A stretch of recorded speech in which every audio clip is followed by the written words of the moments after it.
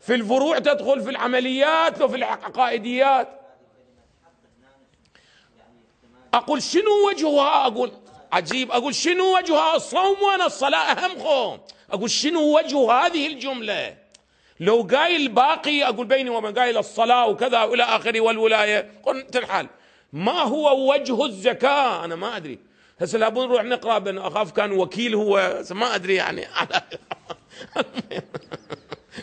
لأنه هاي روايات الخمس مولانا عموما الآن مكتوبة دراسات عنها، خمس أرباح المكاسب في العصر المتأخر. عموما اللي جاي الروايات عنهم مولانا كانوا هذول وكلاء مولانا الأئمة سلام الله عليهم. من هنا جملة من المعاصرين بدأوا يشككون ليش الروايات فقط عن هذول، ليش مو عن غيرهم موجودة الروايات؟ إذا هي كانت ثقافة عامة ليش فقط هذول الوكلاء هي يأكدون الخموس وما تدرون يوم القيامة شو يصير؟ الآن عموما الوكلاء من يصعدون منابر مولانا أول مبحث يبحثوا شنو هو؟ مبحث الخمس مولانا. بلي على أي الأحوال خلوا. ولهذا السيد الصدر عند جملة رحمة الله تعالى عليه السيد الشهيد يقول بأنه روح انظروا بأن هاي الروايات اللي دا ينقلها الراوي إذا كانت تدعم حرفته التي يعمل، وهذه نقطة ضعف في الرواية.